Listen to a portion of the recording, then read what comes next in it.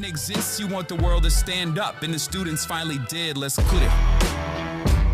What's going on, everybody?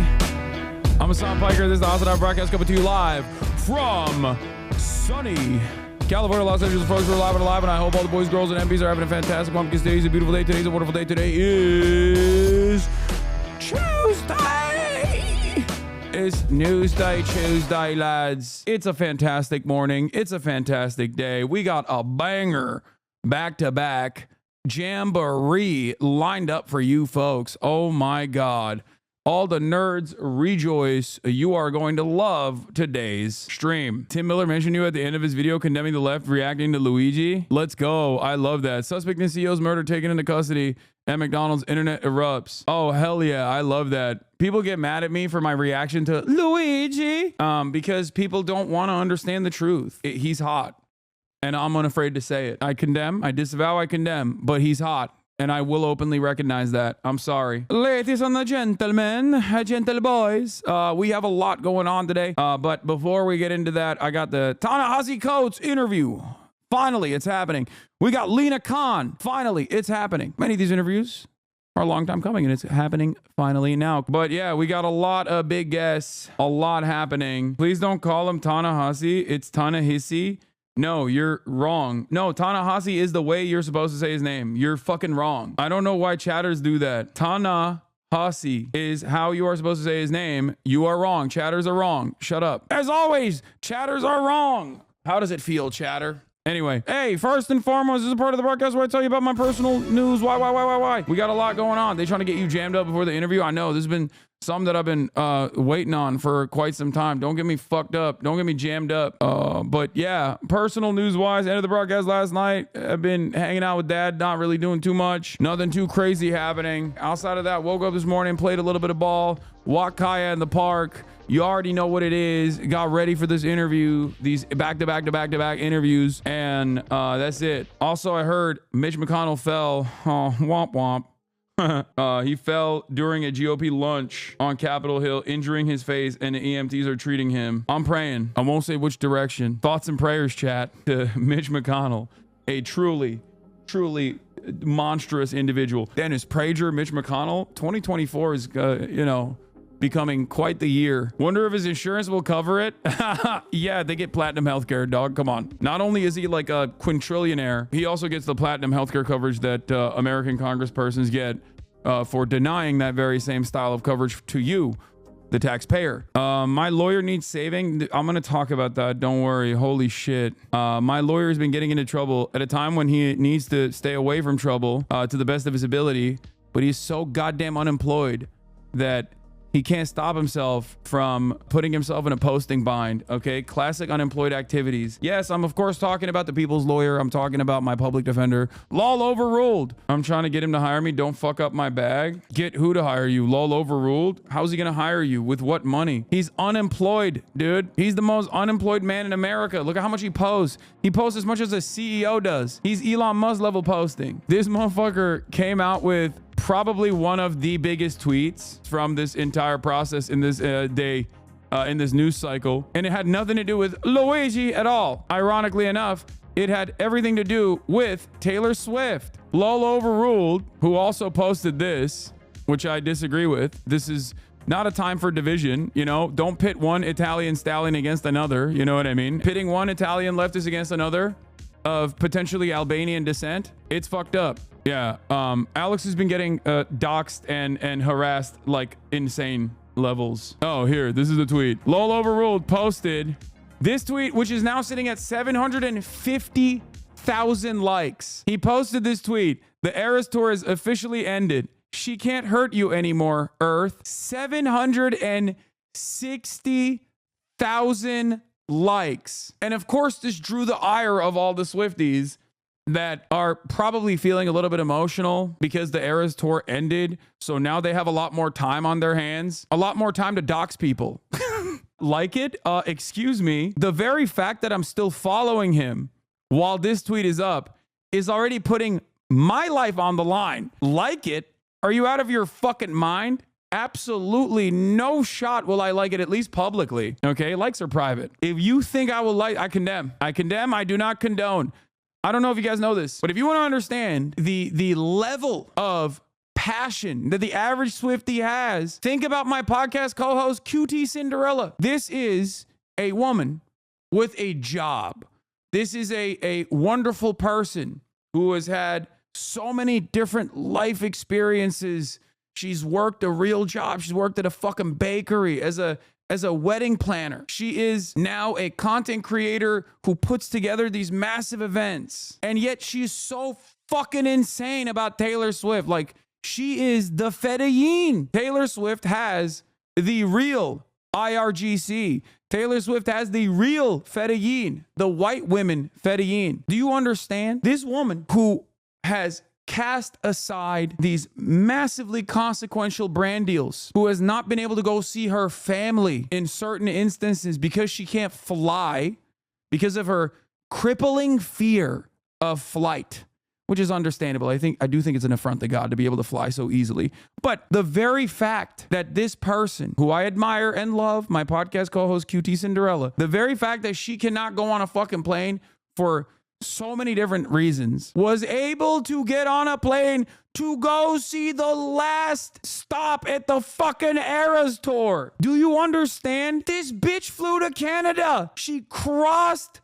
international barriers. That is the level of dedication that Cutie Cinderella has to Taylor Swift. And she's otherwise, I wouldn't say she's normal, but like, she is a well-rounded person. So if a well-rounded person with many different fascinations and all this other stuff going on in her life is capable of overcoming her greatest fear that has stopped her dead in her tracks multiple times, was able to overcome her demons for Taylor Swift, you must understand that there are a lot of jobless ladies out there. I am afraid for my public defender. I'm afraid that someone's going to take him out, especially when the world needs him most. He vanished like the Avatar. He needs to be out there, safe, moisturized, in his lane, flourishing, so that he can concoct the greatest legal defense that Luigi Mangione has ever seen. And not just Luigi Mangione, any political prisoner, from January 6ers who are unjustly and falsely prosecuted and are held hostage by the American state, the Joe Brandon regime, all the way down to Luigi Mangione. This TikTok glazing your Luigi Mangione coverage popped off.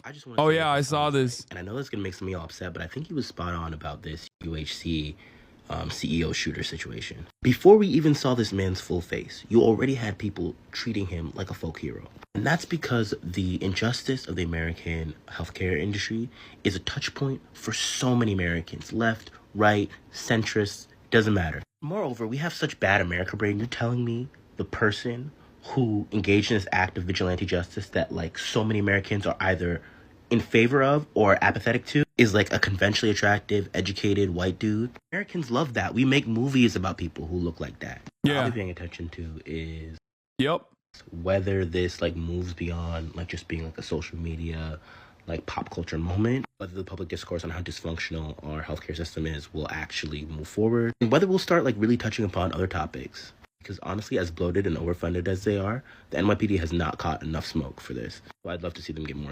Yeah, thank you for recognizing that I cooked on that, is what I say to that chatter. Now let's look at the comments. I feel like they're going to start floating around as political affiliations to keep it left v right instead of up v down. As nice as it would be out of mass class consciousness, I don't think this moment is that. I think it's more that healthcare CEOs are universally disliked. Also, this was a very theatrical event. HASAN is usually right. Even an absolute pathetic stain of sad excuse of a human like HASAN can have a good take once in their meaningless existence. Bro, are you all right? God damn, dude. I don't think I feel this way about any human. You know what I mean? I guess maybe like Benjamin Netanyahu or something. I don't even put Ben Shapiro in this category. Like, yeah, I think he's a bad guy, but that's like, I'm the worst guy in this guy's life. You know what I mean? I have to be the worst boy. Bill Maher. Oh yeah. I guess Bill Maher is so repulsive. Girlies defending your honor. This argument always confuses me because to be fair, Hassan's not very politically informed. He's just a handsome guy. I would rather people get their political info from leftists who do the work. They know what they're talking about. That's amazing. Hassan does have an undergrad degree in poli-sci and communications, and he interned for 3 years at a political commentary group. He did get it from his uncle, but it's still experience.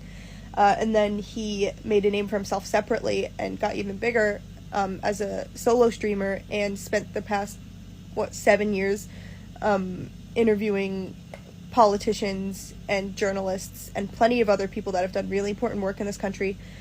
And yeah, this is always funny when, I mean, like, my degree doesn't really matter all that much.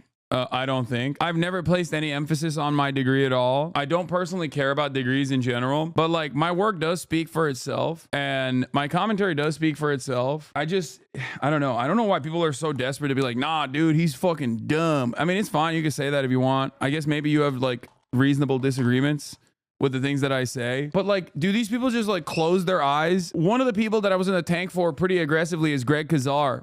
He is now the leader of the Progressive Caucus. I'm interviewing Ta-Nehisi today. I'm interviewing Lina, the commissioner of the FTC. Like, do these people just like not comprehend that, you know, there is a reason why I am able to find myself in these spaces, interviewing a lot of people that are impactful, activists, academics, journalists.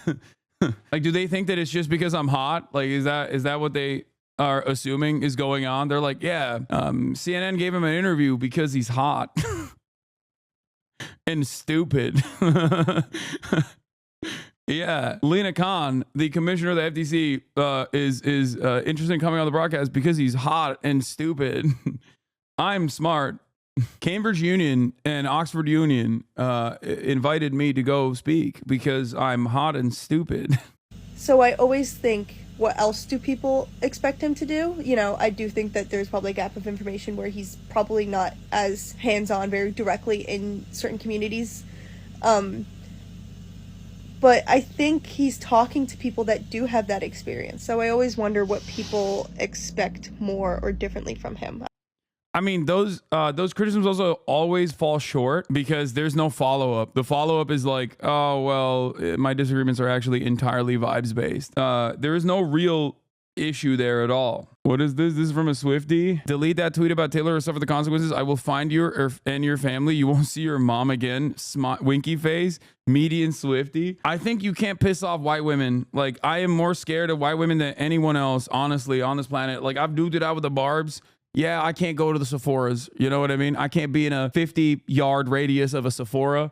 It's on site, right? Like the Swifties are everywhere. You know what I mean? You got CEOs and shit. White women are too powerful. It's too scary. You got people that are like CPAs and shit that do things that you wouldn't expect them to do when the Swiftiness comes out. Like, in one circumstance, like, if you go to certain fan bases, it's like, you know, there are environments that are going to be hostile to you. Like I said, that's why I said like Barb's and Sephora, because the overwhelming amount of the Barb power comes from working at a Sephora all the way from the age of 26 to 35, right? Whereas for the Swifties, like, they could be in multiple different facets of power. Like, there are Swifties out there that are like holding the levers of power. You know what I mean? Like, you could go to a law firm, as Lowell overruled. You could literally be like trying to get hired as a fucking lawyer, and you got like a Swiftie that saw that tweet and they're like, oh, I'm making the boss call.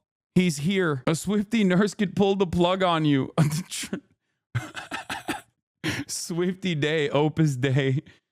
Anyway, I know. The new, I'm gonna tell you something really funny. The new meta of like video games cause violence has reached new lows. They said he played Among Us, dude. The CEO killer played Among Us, and that's where he learned to kill people. Here's John Schwartz.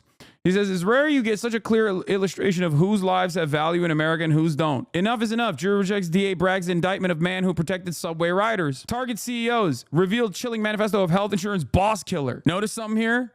There are two people who engaged in the act of extrajudicial killing. One killed a valuable human, more valuable than the average human, regardless of the number of deaths and number of awfulness that they've contributed to the victim in this circumstance. The other person killed a black homeless person experiencing a mental health episode. That's the problem here. No introspection or shame. Oh, absolutely not. None whatsoever. One is a non-person The other one is more important than the average person. Even root cause: we have a lack of critical thinking in this country. No, it's just it's normalized. It's normalized violence. It's appropriate. It is what kind of violence is considered permissible. What kind of violence is considered appropriate.